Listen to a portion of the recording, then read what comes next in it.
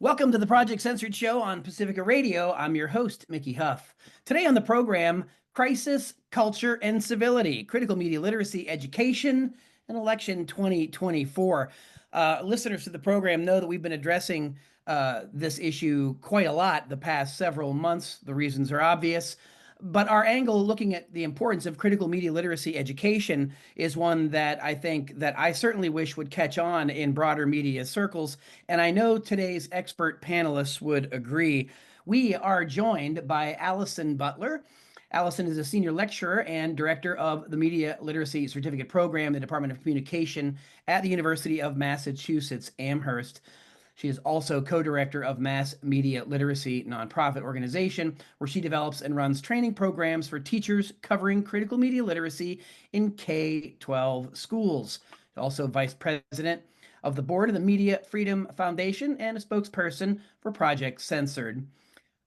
Allison's research focuses on critical media literacy and critiques of surveillance technologies in education. She's the author of Educating Media Literacy, The Need for Teacher Education in Critical Media Literacy, and co-author of Critical Media Literacy in Civic Learning, Interactive Explorations for Students and Teachers.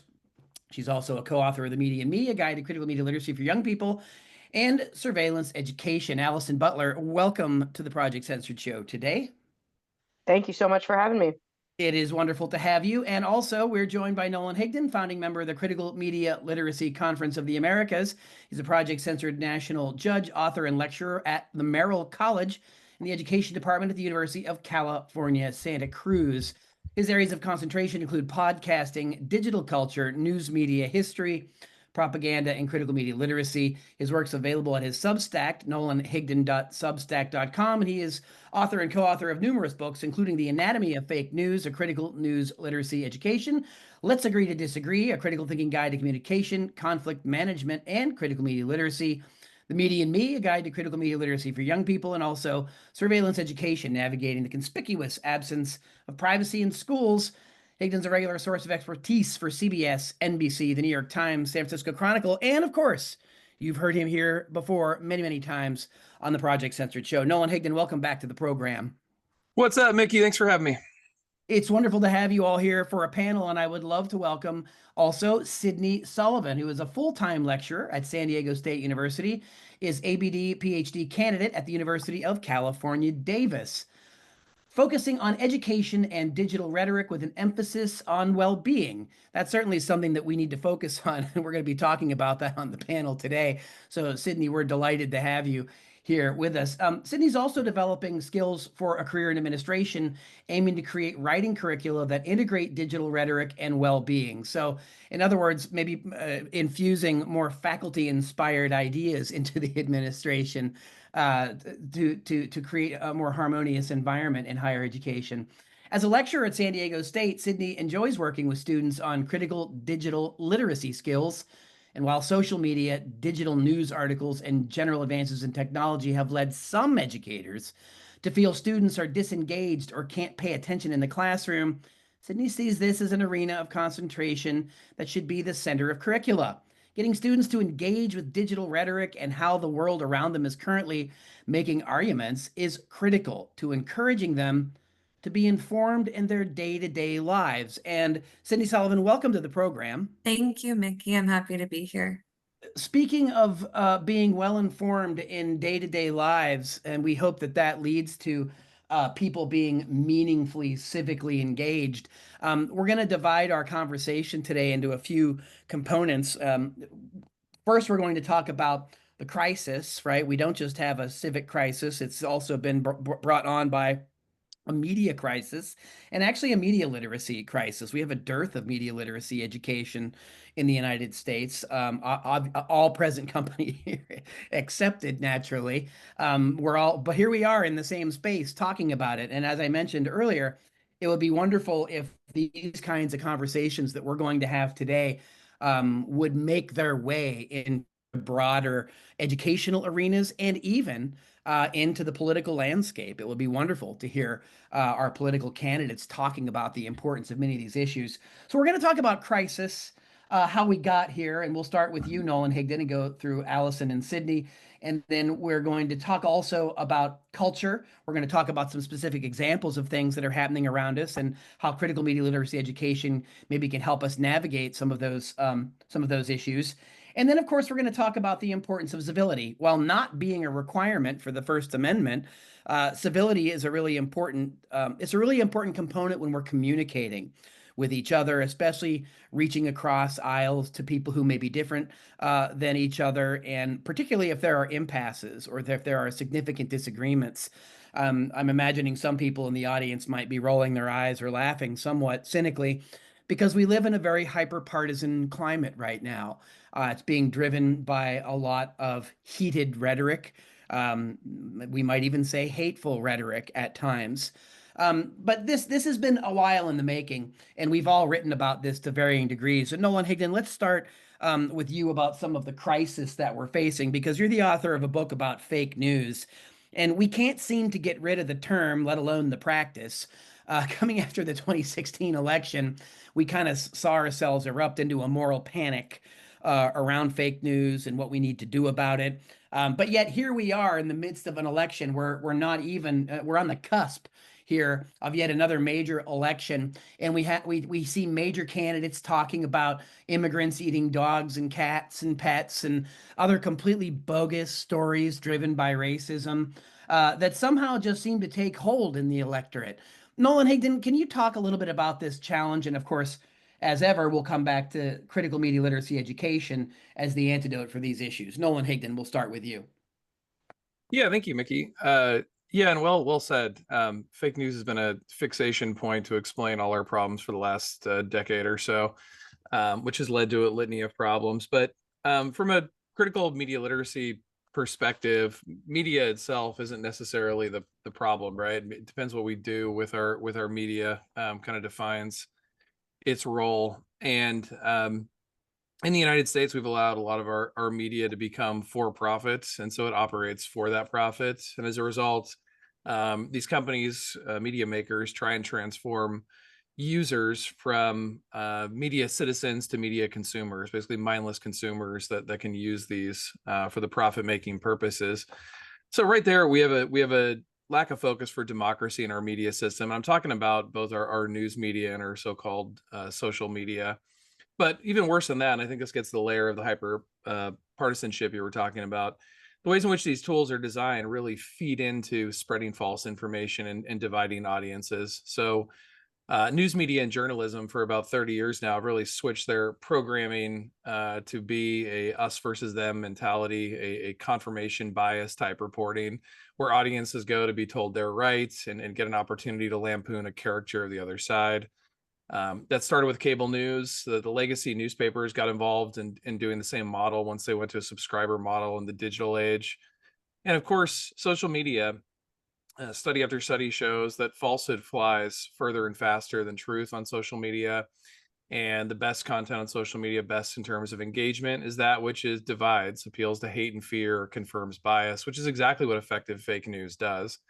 So while fake news is a problem in the fact that people believe it and act in horrible ways on it, we do have a media system though that amplifies it and privileges it over truth, and that's a critical part as well. Because one of the great areas of frustration, and I think my co-panelists here will agree with this, is that we've tried to always reduce the fake news problem down to individuals, right? So it's an Alex Jones problem, it's a Russia problem, it's a Trump problem. We never focus on the tools that are allowing fake news to spread further and faster. Those oligarchs and big tech never seem to get the blame. It's always us poor users who are using their devices incorrectly. So I think that kind of sums up where we are. And you see, after 30 years of getting bombarded with hyperpartisan media messages that are reinforced with social media algorithms, we no longer have any faith we can talk to each other. And so you hear people constantly say they're afraid of the other side, or they're tired of putting up with the other side.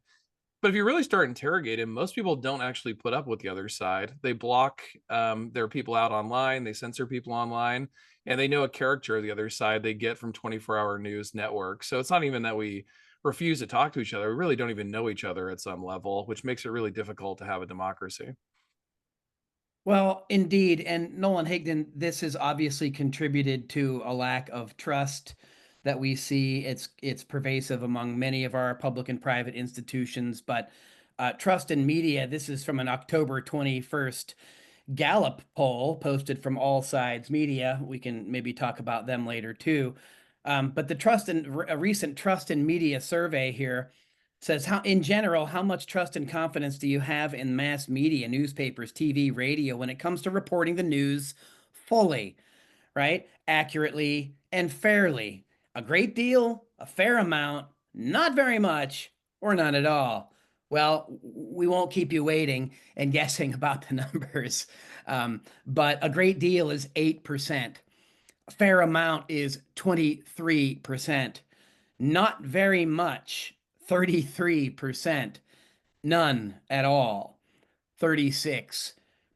The great deal fair amount number of 31%, that's again, that's very troubling. And again, we see media now falling below Congress in trust surveys. 69% of Americans will not um, they will not relieve themselves on a journalist in flames, is what independent journalist Matt Taibbi said. Of course, some critics in media would actually blame him for some of the problems, but that's another matter. Allison Butler, let's bring you in here on the heels of that wonderful news. Let's talk about the crisis, and what's your angle on this? I mean, I think yeah, I get it. I understand it. And it makes me really sad. And I would say that that might be part of the problem is that, and so I include myself in the problem, right? We might not have much trust in our mainstream media, and maybe they don't deserve much trust, but we still seek it out, right? We're still looking at it. We're still trying to find information from somewhere. So we get kind of caught ourselves as individuals, as families, as community members in sort of like in, I don't know if this is the right metaphor, but kind of in this eye of the storm where it's like we want to know what's happening in our world, but we don't necessarily trust the institutions that are telling us that. To Nolan's point, these things that are presented as individual problems, we get invited to look at the individual, which is, not necessarily a bad thing. But when we're looking at the individual, if we think of it as a question of framing and we're only looking at that individual, what are we not invited to look at? Like, what are we being restricted from looking at? So we're not looking at the systems, we're not looking at the structures. And I think we're getting lulled these days, and probably broader than these days. I know when we're talking about, I hate to do generational arguments, but I'm going to do one for just a moment here, in the spirit of all of this stuff feeling so contradictory. When we look at what young people say about getting their news, they're getting their news, or self-identified getting news, from social media. Social media aren't news sites. Yes, there might be the opportunity to share news and information, but TikTok is not a news site, right? Instagram is not a news site, and yet we hear an X or Twitter or whatever we want to call it, not a news site. But what we're hearing is that folks scroll through these, and that's where they're getting their news and their information, which means they're getting the tiniest bit of a tiny bit of information. That's not being fully informed, but it is next to impossible these days to be fully informed. So I'd say part of the crisis is when we are getting our news online from quote unquote legitimate or quote unquote illegitimate sources, we are already in a nice warm echo chamber that tells us what we already believe. So I could be a person that is trying to learn more about the world, trying to understand what is going on. And because of the uh, data pathway that I've been on, I'm only going to know more about the world that I already agree with. So I will falsely feel that I am informed. And then when there's something that happens in the world that counteracts that, I will feel maybe that my news outlet has lied to me, has misinformed me, and I will not trust it. But to break out of that feels impossible. So we get kind of caught up in this. And I think it engenders a fair amount of self blame, like, oh, I did something wrong. Well, did I? Maybe I did. That's entirely possible. But also, was I directed in a way through the way these systems are organized that kept me from learning what else I could learn? Well, yeah, the phenomenon that you just described, Allison Butler, we wrote about in the recent Project Censored book from this past year, called news snacking, and what you talked about is the scrolling, right? Is it like the news will find me? And what you described with the algorithms and the confirmation bias, that's one problem we have in social media for sure. But it's actually this challenge, I think, as you were suggesting, it predates social media.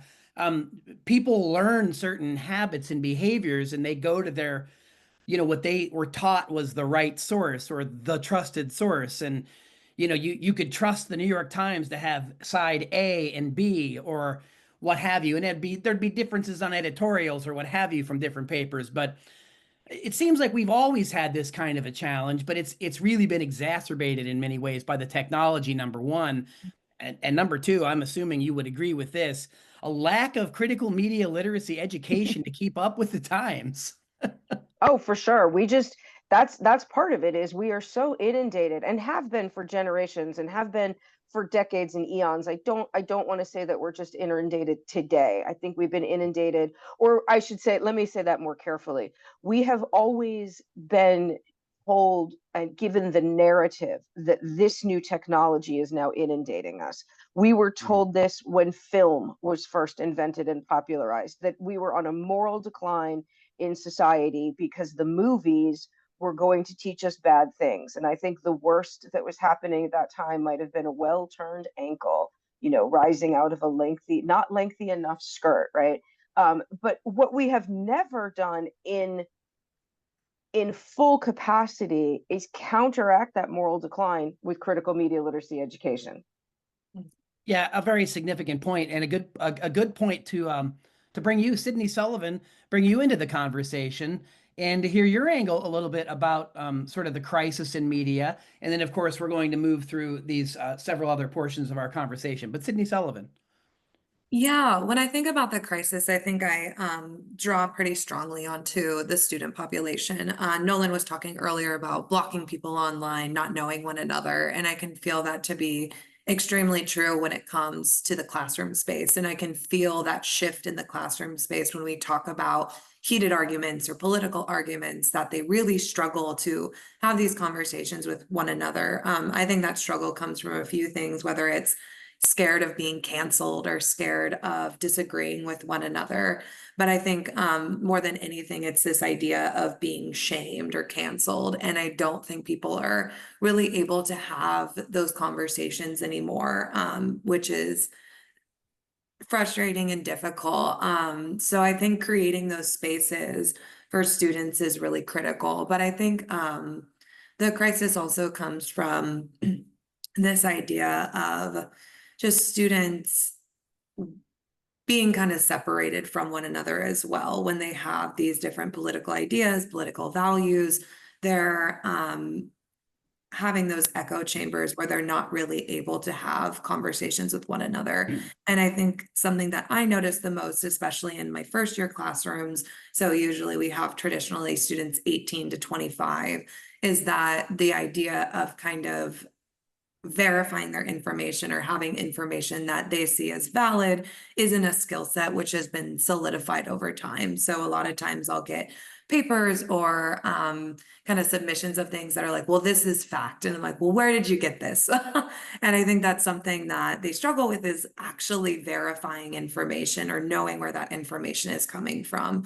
So that's something I see as kind of a gap in the classroom that I'm always trying to encourage them to fill, is thinking about rhetoric, but then also thinking about things really critically, like why is someone getting you or wanting you to feel this way, is always what I'm kind of trying to come back to, is why is a company, why is an author, why are they wanting you to feel this way? And what is the purpose of the message that they're sending you? And so through that, we really have deeper conversations about what it means to create messages, what it means to receive them, and what it is that people are wanting out of students. And so I think that can be really helpful. But again, it's very frustrating because there is a sense of not wanting to be canceled, not wanting to be in conflict. Students, I think, are very nervous and scared around one another. And so that can be a really difficult thing to be able to navigate in the classroom. And I think that's where well-being for me became a center point, is thinking about when we have these conversations, when we deal with these kinds of issues, how can we centralize your well-being and others' well-being as well, and empathize with one another more? That seems to be a crucial component as part of the educational process. We heard from Nolan about news, declining trust, the problems of fake news. Allison, you continued talking about the challenges of social media, biases, lack of awareness of sources, and so on. And now, Sydney, you're taking it to another level.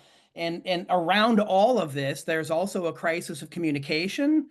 There's dare one say in this vast sea of communications technology, there's a dearth of actual communication happening. It's very perplexing. And the idea of centering it around well-being, that applies to conflict management, how we talk to one another, how we active listening or empathy. I know we'll talk more about some of that later. It goes into civility, but that's an extraordinary component that we often don't hear. When we hear conversations about media literacy, I don't always hear that part of it. Is this something that could you expand on some of that? Yeah, absolutely. And that is what my dissertation research is on. It actually went across all of the UC system and focused on classes that encompass critical media literacy. But then I went in and said, do you have a focus on well-being? And if not, like, how can we integrate this in? And so it's really kind of trying to see where's the missing component here, and does this component really add to the classroom space? Are we able to kind of implement this in a way that can be beneficial for our students? And I think what you're talking about, Mickey, like empathy for me is a big one, a key component, where in order to be able to understand another person, I think you do need to be able to have empathy for what they're saying, empathy for being able to get on the same knowledge as them, and then also understanding where they're coming from. And so I think that's a huge component that I focus on in the research, is how can we be able to centralize this? And is this something that people are doing? What I found across a lot of the campuses and then a lot of the courses is that it wasn't a center point, but it was something that people were having these topics come up that could have used a center point of well-being, because they were discussing things that were difficult conversations or discussions that people struggled or students struggled with in the classroom. Nolan, let's go back to you and let's talk about some of the examples that we see going around in our culture, in our political culture in particular, and perhaps you can help us look at it through a critical media literacy lens and help our listeners maybe see something different. Yeah, I think one of the things we've noticed, particularly in this election cycle, that sort of caught my eye are two, I guess, newer developments that I think are interesting about the culture. One is the proliferation of deep fakes. I think this has been the first election really dominated by those. There have been quite convincing photos of things like Donald Trump rescuing people during the hurricane, or praying in like a religious light, or Kamala Harris giving speech to a Soviet-style audience in a Soviet-style stadium. They even had deep fake of her holding communist papers that were false too. So there's been some really convincing deepfakes. The reason why I say that that's kind of critical to the culture right now is American culture is so move fast and always moving. This sort of gig economy mentality. Not a lot, seeing is believing, those types of phrases. Well, that's just simply not true in the age of AI. It really necessitates why we need a cultural shift on slowing down, because so many of these videos and audio clips and visuals are so convincing. But we got to take time to do a deeper look into them before we react. So I think that's one cultural shift for media lens I've noticed. Then another one, and I think this is more of a optimistic space, although I do have some questions about where it's going to go. So I think podcasting has finally established its role in American democracy, and in a big way during this election. You've seen, Kamala Harris went on the Call Her Daddy podcast. Donald Trump has been on Theo Vaughn and Andrew Schultz, and it appears that both candidates are rumored to be going on Joe Rogan as well. And this is a time when legacy media audiences for some, like CNN, have been chopped in half since Trump left office. And these new media spaces are growing in popularity. Got to give somewhat credit to Donald Trump here. About 8 years ago, he recognized the power of this space and was really responsible for helping him in the electoral college, where a lot of like establishment news outlets were sort of shocked by the things Trump was saying and doing. It was hitting well in the new media space, and they were just too out of touch with that space to recognize it. And I think Harris is starting to pick up on that as well. And so I don't know where that means as a cultural shift. I say it's positive because you're able to break the corporate news frame by having the popularity of these podcasts. But these are still on corporate platforms that could and have gotten rid of certain voices. So that's a threat I think we need to be concerned about with the culture. And more importantly, if we're talking about, and that's where this conversation began, about how fragmented our audiences are, the podcast world is pretty fragmented. People go to a handful of podcasts. The audiences are large by a podcaster standards, but not like a large significant part of the electorate for that particular podcast. And so it may also symbolize the further fragmenting of audiences, which we've already established is problematic for a democracy. So I think those are kind of two major parts of the culture I've seen in this election that are catching my attention. Well, Nolan Higdon, just to remind our listeners, you're also a co-author of a book called The Podcaster's Dilemma, which is behind you there, where you with Nick Bam, where you talk about some of the, and Allison Butler, you mentioned this earlier about sort of the various moral panics around new technologies, right? When you were talking about the advent of film and how we were all going to go to hell in a handbasket because of what was happening in movies and radio, right? And the War of the Worlds business that people, well, even that whole story was blown out of proportion about how it was blown out of proportion. But nevertheless, there's been these conflicts in the media spaces, right? Which is pretty, I think, pretty significant. And I think that that's what's happening, right? I mean, again, we're seeing that happening where podcasting's been around long enough that there are definitely corners of it that are now seen as completely part of the media ecosystem.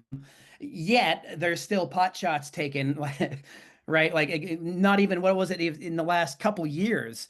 And Joe Rogan is not the best example, but he's a good example for someone that had high numbers, big audience. And so the bigger the audience, the more they attract the ire of the establishment or the traditional legacy media outlets. He was getting 11, 12 million people a week. Even Fox is getting what, maybe a couple million at best. I mean, and they're one of the top watched cable networks. I mean, even and look, as you just said, Nolan Higdon, in the numbers game of the electorate, how many people live in this country? We're talking like 330 million people, and we're talking about audiences of 1 or 2 million or 12 million. I mean, I think there's some other issues here that maybe we should look at, and just how easily are the agendas set, by these smaller groups of people. But Allison Butler, let's bring you back in to talk about your angle on some of the things that we're seeing in the political culture. And I know that these are some themes that you've written about at length. Yeah, I mean, I'd say the two, to add on to what Nolan was talking about, two other significant moments that I think need to be addressed, and in some ways are absolutely being ignored, and in some ways are being danced around. There was a lot of talk prior to July 21 about the age of the two candidates running for president, particularly Joe Biden. And the framing was on how he was an incompetent old man. As soon as it was Kamala Harris, age was done being a conversation for either candidate, right? We weren't talking about anybody's age, but I think what we forget about when we talk about age, particularly as I was saying before about framing, is that we aren't talking about young voters, right? Young voters are left out of the conversation. When we look at the platforms, when we look at these hyper individualized platforms, we're looking at things, with all due respect to myself, that are important to middle-aged people, right? When we're talking about jobs, and we're talking about the economy, and we're talking about even the conversations about student debt, and we're talking about immigration, and we're talking about global wars, right? We are talking about middle-aged people, and yet both candidates want to capture the youth vote. Taylor Swift might have done her part. in getting 18-year-olds to vote as a childless cat lady, right? But like none of the conversations about the election have anything to do with our young voters. When we're talking about student debt, we're talking about folks who have already graduated from college. Maybe we're thinking to some extent about folks who are about to go to college. But when we get upset as a population about how like kids these days aren't paying attention to current events, no kidding, current events isn't paying attention to them. It's not surprising that they would prefer scrolling through Instagram or TikTok uh, for fun stuff than it would be for, because what do they care about Medicare and Medicaid? It's practically a foreign language. So I think as the maelstrom of this election, which I do believe, I mean, trust me, I cannot follow my own advice and I am obsessively looking at things, but it is the reminder that we're also our focus on age might have gone in the wrong direction in one point. And then the other thing that I think is really important is the gender conversation. Both the fact that we have a woman of color with a pretty viable chance to become president. So the first, the second person of color and the first woman of color. But I think the conversation that isn't being had enough about that, and Kamala Harris is really not pointing out her gender. She sort of lets other people do that. Is how she can be both praised and blamed simultaneously in one single act for being a woman, right? Whatever she does, she's just doing that because she's a woman. She's just getting away with this because she's a woman. She's just, she wouldn't, no man would say whatever. But then the same act can be like, oh, thank goodness a woman is thinking about that, right? So I think we have a further illustration about how absolutely are divided our country, if not our entire globe, is about understanding the compartments in which gender issues are supposed to fit. I think she's walking on a very narrow ridge line of doing it. Whatever she's doing is too much or too little. And I think about the gun, right? The fact that she said that she had a Glock and that she has shot it. Sure, that is surprising for a Democratic candidate. We tend to think of the Democrats as more about gun control. But I think part of our surprise with that is that we also have a lady gun owner. Yeah, that's pretty interesting. And I noticed the other thing too, Allison Butler, is a lack of the media's attention at looking at Harris's actual background in California and Mm-hmm. being a really law and order kind of candidate and was really in with the police. I mean, I'd be shocked if she didn't have many guns, to be honest. I mean, people that are in DAs or in law enforcement or in those, they have a different association with culture, but it Yeah, doesn't fit into the neat blocks like you were just no. And suggesting. she leaned real far away from that in the 2020 when she was running in 2020 in that super crowded field. She Mhm. leaned really, really far away from that. In 2024, when facing a convicted felon as her opponent, she's leaning real hard into the law and order. And I think as a nation, we tend to have difficulty with law and order women. We aren't surprised by it. We don't look askance at it when we have law and order men, but when we have law and order women, we look at them differently. And she is leaning hard into that right now. Another double standard. Who would Mm-hmm. have thought? When Allison Butler, I'm reminded, of course, of a couple of great pieces you wrote not too long ago that kind of couple our the issues you just brought up, age and gender. When you were writing about the ludicrous remarks of Don Lemon over at CNN and Nikki Haley being, quote, past her prime. Nice euphemism for menopause. I mean, that's pretty striking. I mean, that's yet we had two other people at the time, Trump and Biden. Somehow they're what is there is no prime to pass. I There don't is know. no men, at least as far as the narrative go, men are never past their prime. They are perpetually in their prime. Every age is a great age to be a man. Especially a Every white age is man. not a great Yeah, age to be a woman. right. Can I add something else to that too? That just thinking about media literacy and that segment with Don Lemon that rarely gets talked about. When his co-host pushed him back on how ignorant it is to say women are past his prime, His response was, "Go ahead and Google it." And I was just found it hilarious that someone in news media would actually tell an audience, "Oh, you don't know something? Just go to Google. It'll tell you what it is."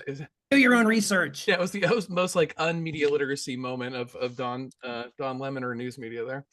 And his follow-up to that was, I'm just saying what the facts are, which, by the way, you can learn from Google. So I suppose we don't need to watch your show anymore, which is, probably true. Yeah.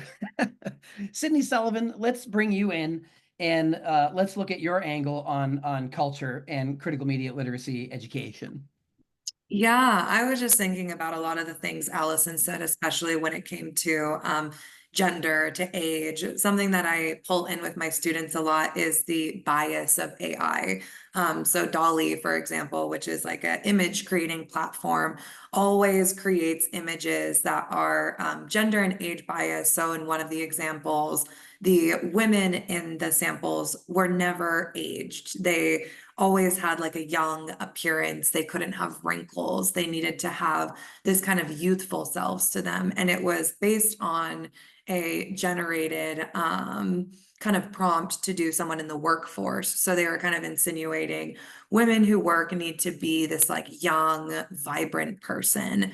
And so we talk a lot in the classroom about this idea of like age and gender and what it looks like to be a woman in the workforce. Allison was when she was talking about Harris, also reminded me, Harris for me was the first person I ever saw to have really aggressively like sexual reimaginings, drawings, AI of them. And that was something that I noticed within the social media sphere that I was really disturbed by, frustrated by, that I'd never seen for any men who came into politics. And so that was something that I had noticed and had brought kind of as a topic into different spaces, whether that was in my student space or when I was in the classroom with others, trying to kind of really understand like what this means or what's the purpose of this, going back to like what is the purpose of creating images like this or generating images like this. And so that's always kind of a focal point for me, is returning to those questions. I think that Nolan was kind of talking a lot about reposting, social media, not being able to verify things, and kind of this idea of slowing down. I think the idea of moving fast, especially when it comes to social media, is really prevalent when it comes to your ability to share. You can press one button and share to hundreds, if not thousands of people so quickly. And on someone's story, all of a sudden it'll be you jumping around with someone, and then the next picture is of political candidates. And so it's very kind of back and forth, and the ability to kind of process that in your brain. I just don't think we've really developed yet an ability to kind of go from something really upsetting, one image, and something really happy the next, when in reality, those things are hours and hours apart from the person who posted them. But when we're viewing them on a feed or a timeline, we're seeing them seconds apart. And it's really interesting to kind of be a part of a culture that has just this constant feed of information. I think another thing that both Allison and Nolan were kind of touching on is just these events that we're talking about are really difficult. And I think students tend to retreat from these difficult things. In the conversations and the research that I'm doing currently in my dissertation, one of the things that kept coming up in the interviews I was having with students is that these conversations, even through the lens of critical media literacy, are really draining for students. They become difficult for students to constantly be inundated with bad news, something that they are almost trying to escape from. And I think when it comes to young voters and getting people interested in voting, one of the things that I'm noticing is that I think they're retreating from these events because they're difficult, because they are disturbing, because they are something that they don't want to be a part of, or that is already a part of their everyday lives with social media, which is again why well-being always comes into the centerfold for me, is that being able to address, like, why are these events so important? Why are they difficult? And how can we kind of regain momentum after you've been drained? I think being able to regain a sense of purpose and regain a sense of encouragement to be able to change these things and know that change is possible is what students need. I think the draining comes from the idea that things are permanent, and that there isn't anything that they can do to change things. Well, curiously too, Sydney Sullivan, that constant feed that you referred to with all of this information almost just, laterally being tossed at us in its uh, really eclectic and disconnected or fractured way, it contributes to the kind of fever pitch to the political culture that we have not seemed to have left in nearly a decade or more now. I mean, I guess I mean, as an historian, I mean, you can't help but even think of going back to 9/11. I mean, fever pitch. I mean, we've been in like crisis mode, reaction mode, fight flight mode, and we have a whole generation of people now coming through school, coming of college age, and that's the culture they've grown up in with the fractured social media landscape. Um, I think that we need more of what you're studying and doing as far as centering the well-being component, because I know all of us here teach. We see it in our students, right? We see they're beleaguered at times, and it's not because they don't have bright lights in their eyes and they don't have great ideas, and they don't see they do see that there are possibilities, but it's hard to see through the fog, through the mis and disinformation, and again, just where to jump into a conversation where there really isn't a dialogue. It's just fever pitch, and it's all the time. Um, and we're going to get to this civility component of this conversation and maybe some solutions. So we're into the part of our conversation now where we're talking about civility, and not to be cynical, but I mean it almost seems laughable to bring up civility in American politics. It seems to be nowhere. We're astonished when someone is just polite for the sake of being it, even if it's not authentic, right? It's almost as if we don't know what it looks like for people to respect each other or to honor an institution, right? And I think that those lessons are being transmitted through media across the culture, which is again maybe contributing to why we have such low trust in many of our institutions. But let's focus here on our last segment on importance of civil society dialogue, um, maybe getting through some of these difficult times. And Sydney Sullivan, let's start with you. Yeah, well, it's kind of interesting when I think of, civility is like a formal politeness or being polite to others in formal conversation or in their behavior or speech.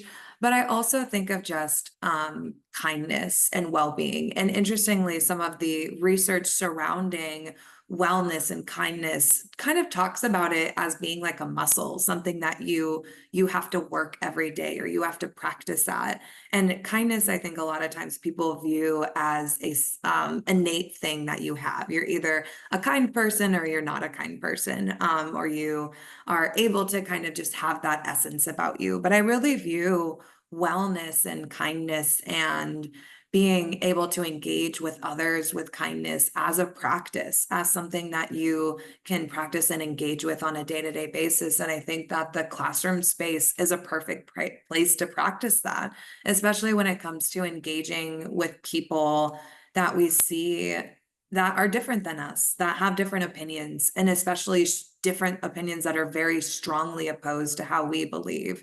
I think that's a perfect place to practice this idea of kindness and empathy and being able to listen intently to one another. And so I think that for me is a really big focal point for how I view the way that well-being comes into the classroom space and thinking about being able to listen to one another more intently. Cindy Sullivan, maybe what kind of exercises might you suggest people do? I mean, you mentioned the classroom, and of course, that's that's an amazing space to do this. What are some things that maybe you could do in class to get students to engage in meaningful ways around difficult issues that you think could translate outside, things that they could actually, take away from an assignment and go out into the real world, so to speak? What are some ideas you have about, things that our listeners, people listening to this conversation now, what are some suggestions you have for them? Yeah, that's a great question. I think there's a couple of different things, and definitely things that I've learned from that I felt like didn't work very well. And I think I've learned the most from those. One of the things I noticed right away when I first started teaching is that I would bring conversations into the classroom that I thought were relevant. And what I was missing from that was conversations that the students thought were relevant. And so as time went on, I started asking them to bring in their own materials, their own popular sources, their own kind of ideas that they felt moved by. And so that's one of the things I would suggest for any teacher, is to always be integrating your students into the picture, having those student-centered classrooms that focus on materials that they are interested in. Because even though we can research, we could guess, the easiest and like best way to do that is just to have the students come in with those. Yeah, it just makes it so you're able to really have these deeper conversations, and you know that the students are passionate about it because it's something that they have contributed to the conversation. When it comes to kind of a day-to-day basis, or even tools to carry outside of the classroom, that was actually one of the questions that I asked in my study was, does this classroom give you critical media literacy tools to carry outside of the classroom? And one of the classes that I noticed this worked in the most is classes that had not only critical components, but creative components. They had an ability for their students to focus on things that were creative and engaging and hands-on. For example, in one of the classes, they created a resource map for their campus where they were able to create their own individual map. And they said, here is a resource for food on this campus. Here's a resource for income for graduate students. So they were able to kind of pinpoint different resources on a map and create that for what they felt and valued. So I think students, what they carry outside of the classroom, at least in the study that I've done, has a lot to do with these hands-on and creative and critical assignments that allow us to really engage with the materials and then take those into another space. Sydney Sullivan, I couldn't help but think, just the brilliance of the simplicity, but yet it seems so difficult for us to do sometimes. And that's honestly or earnestly checking in with these other people that we're with, and having a genuine interest and concern in what they're concerned about, right? As a way to, we're talking about really listening, not just lip service, or not, oh yeah, okay, put that on a list, but they're actually contributing to parts of the curriculum, and then it allows you, to kind of tie those things together. Really, we don't often do that with each other in conversation, or might we say civil dialogue. Absolutely. Allison Butler, let's bring you in, and let's talk a little bit about civility, and let's talk about some of your thoughts around this as they relate to critical media literacy education, and maybe even some things that you do in the classroom. Allison. Sure.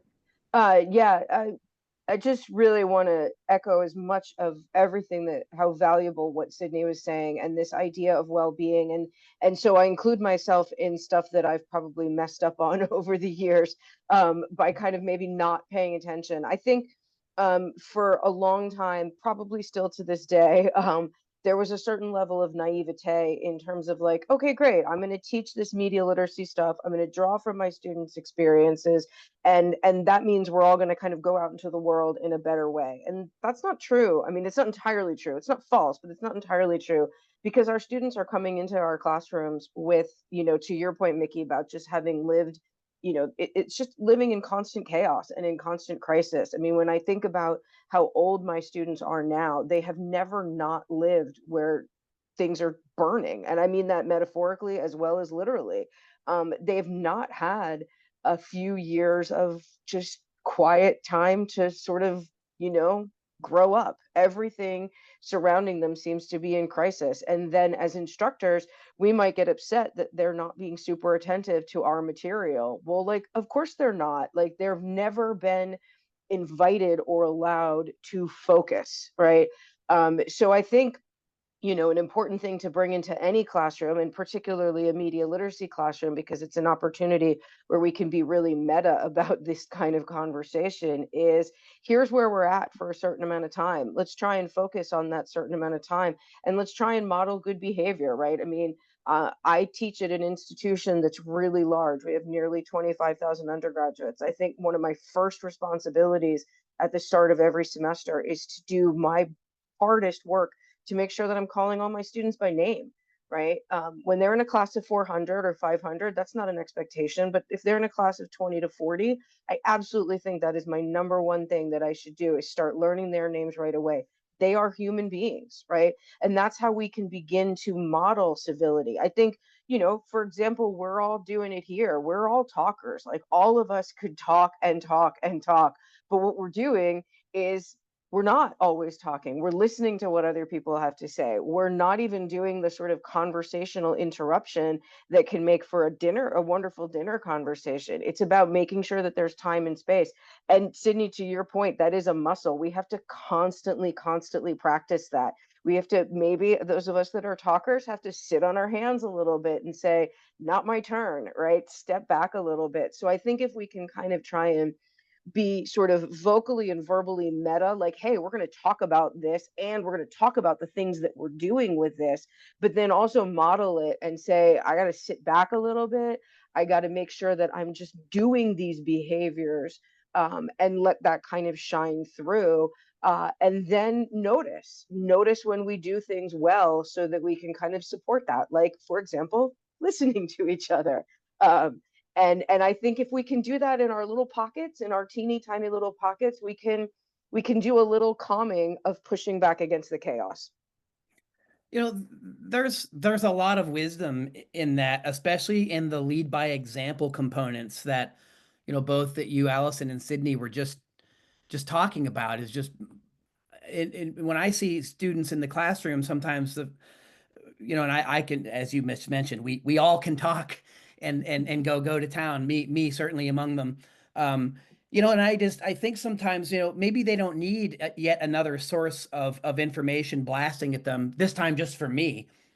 Even if that information is very different maybe than what they'd been hearing other places. But like you're suggesting, you taking yourself out of that for a minute. Yeah, I like what you said about learning people's names, trying to connect with people.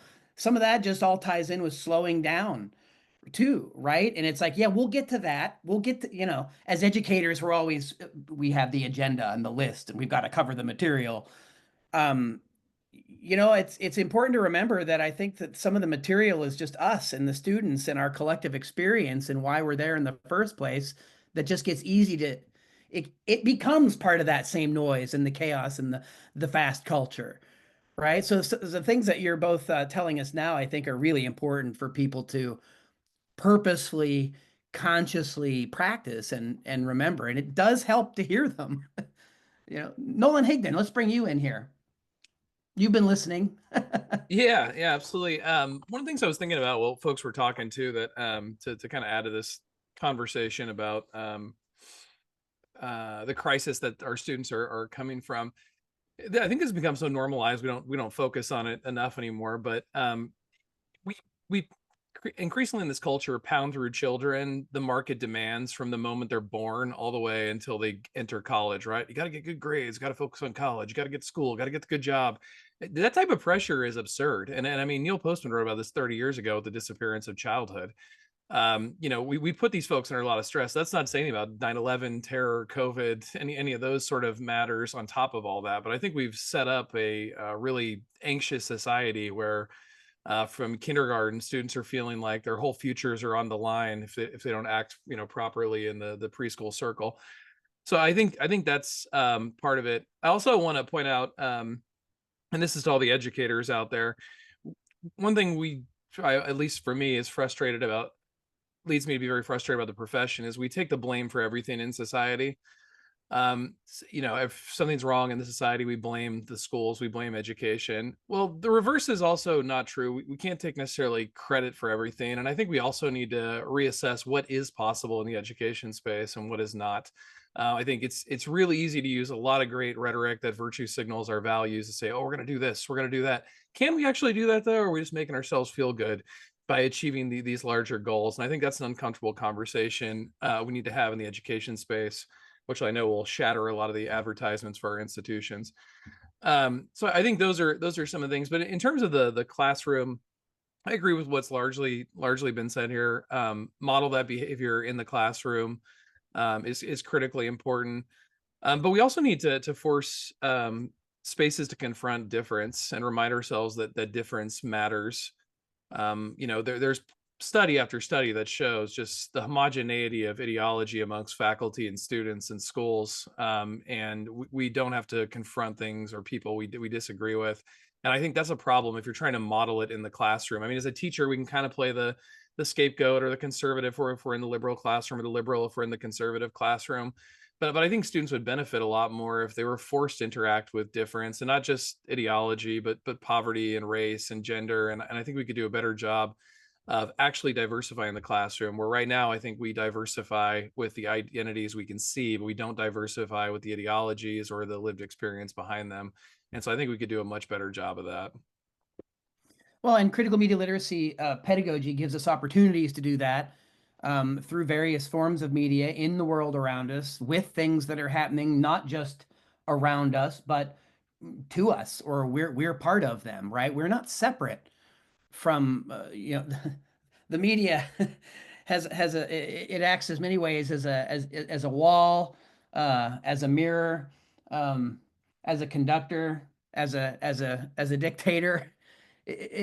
Our relationship to it, I think, needs to be more mindful and more deliberate. Those things have come up repeatedly. We're running up at the end of our conversation here, so I just wanted to get a 1 or 2 minutes from each of you, just encapsulate maybe some things that you'd like our listeners and viewers to take away from the conversation. Maybe even invite them to follow more of your work, or some of you may want to correspond with them. But let's go ahead and do that. I wanted to thank all of you, by the way, Nolan Higdon, Allison Butler, Sydney Sullivan, for taking time to have this conversation about crisis culture and civility and critical media literacy education, as we're staring down this yet another contentious election season in 2024. Nolan Higdon, let's start with you for your final thoughts for the panel today. Yeah, I think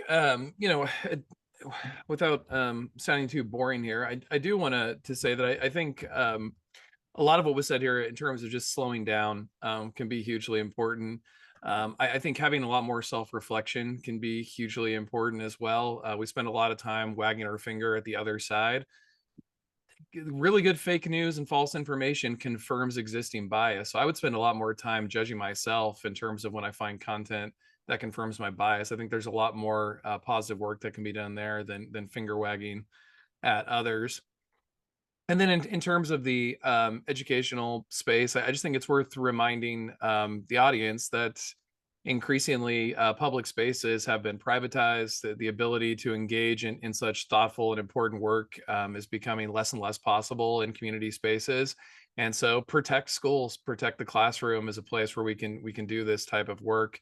And if folks have paid attention to some of the rhetoric about education or the normalization of censorship, whether it comes from left or right in classrooms recently, we're under attack from all sides. And so I think it's critically important to be mindful of that space and protect it regardless of where you come on the ideological spectrum. So Allison Butler, let's go to you.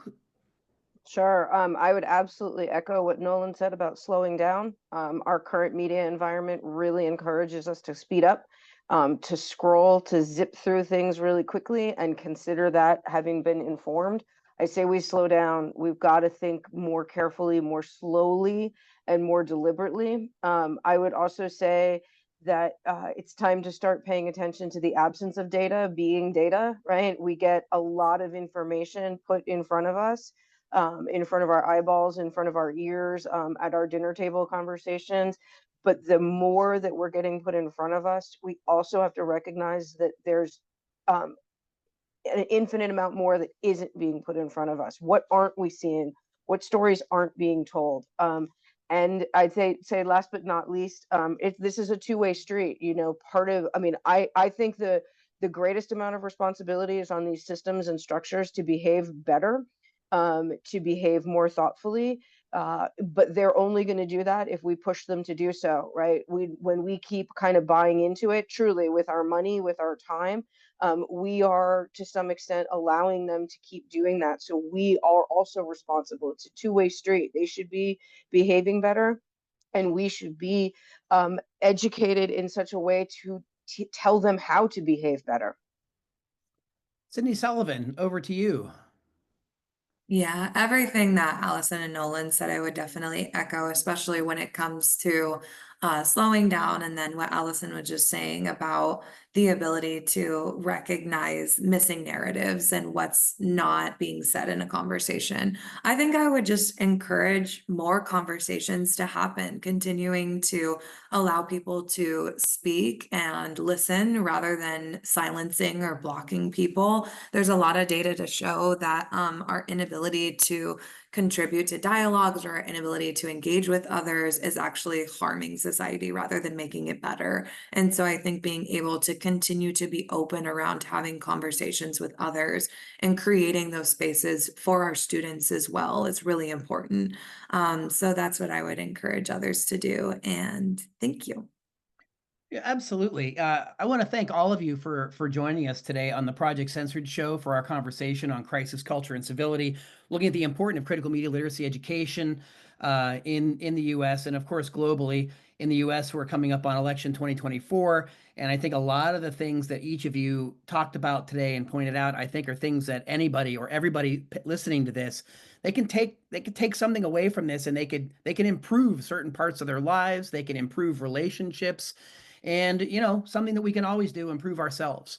So I want to thank all of you for being here today. Certainly, Sydney Sullivan, full-time lecturer, San Diego State University, ABD PhD candidate, University of California, Davis, focusing on education and digital rhetoric with an emphasis on well-being. Allison Butler, senior lecturer and director of Media Literacy Certificate Program in the Department of Communications at the University of Massachusetts Amherst, also co-director at Mass Media Literacy, looking at critical media literacy for K-12 schools, and Nolan Higdon, founding member of the Critical Media Literacy Conference of the Americas, Project Censored national judge, also lecturer at Merrill College in the Education Department at the University of California, Santa Cruz. All of our guests, you'll be able to see their bios with a bunch of links to all the amazing things that they do at projectcensored.org. And that wraps up another program today. I'm Mickey Huff. You're tuned to the Project Censored show, and we will see you next time. Thank you very much, Allison, Sydney, and Nolan, for joining today.